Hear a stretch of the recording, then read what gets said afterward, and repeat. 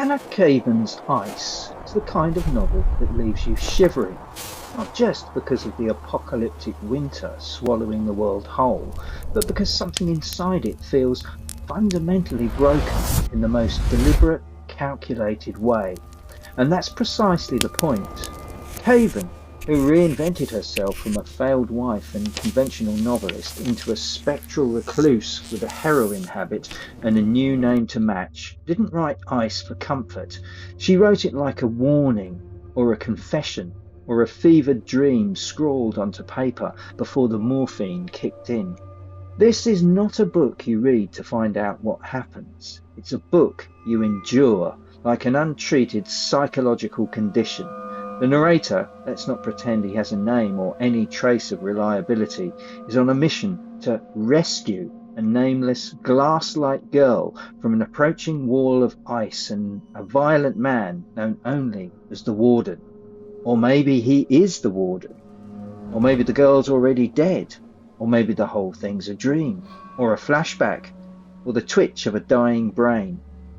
Kavan doesn't clarify, and frankly, she wouldn't respect you if you asked. The narrative loops in on itself like a scratched vinyl, repeating scenes, shifting locations without warning, drifting from military zones to icy wastelands to locked bedrooms where the girl is always just out of reach. The girl, by the way, speaks maybe 5 lines in the whole novel. She's less a character and more a metaphor, perhaps for fragility, victimhood, or whatever the narrator happens to be projecting this week.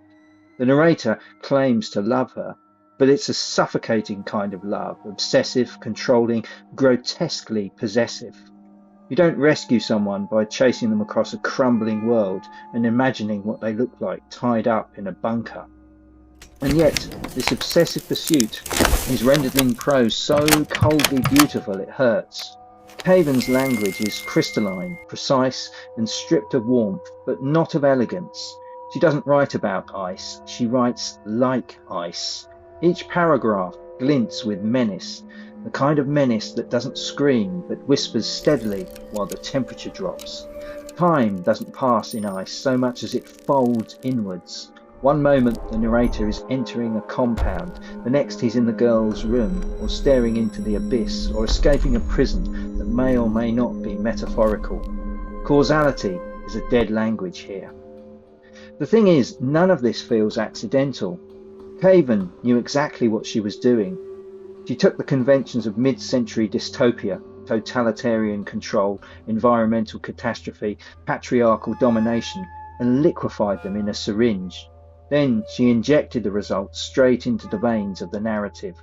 The world of ice is ending not with a bang, with a cold bureaucratic shrug.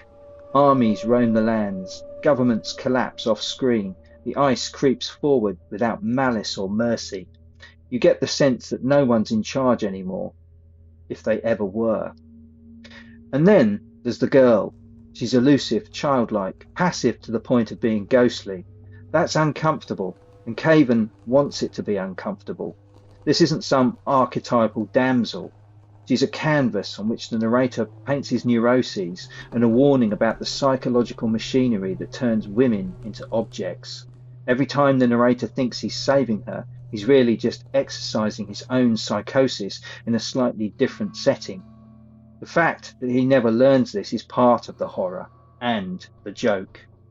Oh yes, and there's humour here, black as coal and just as toxic. There's the endless, pointless travel, in the bureaucratic checkpoints no one seems to understand, in the narrator's utter inability to reflect meaningfully on anything. You could write the script for Waiting for Godot the Waiting for Godot remake just using ice and a supply of sedatives. The absurdity of the end of the world plays out not in heroism or tragedy, but in icy corridors and missed connections. You'd laugh if you weren't so busy grinding your teeth.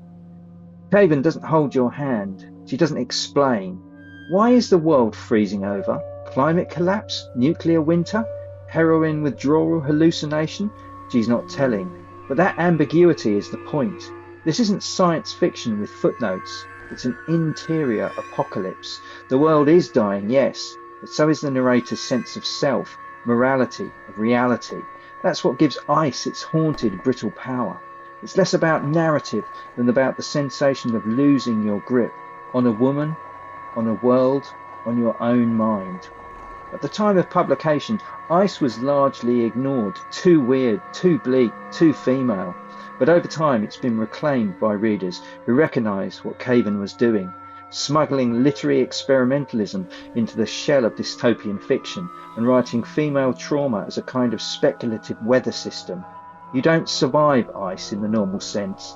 You stagger away from it, frostbitten and a little haunted, wondering whether the girl was ever real or just a shard of the author's cracked reflection. So, who should read Ice? Well, anyone who enjoys narrative certainty, neat resolution, and relatable protagonists should absolutely run the other way. But if you like your fiction unnerving, unclassifiable, and slightly cruel, if you've ever wondered what the bell jar might look like if it were rewritten as a Cold War hallucination, then fill your boots. Just don't expect closure, or comfort, or answers. Anna Kavan doesn't offer you a hand, she offers you a shard of ice, and it's up to you whether you bleed.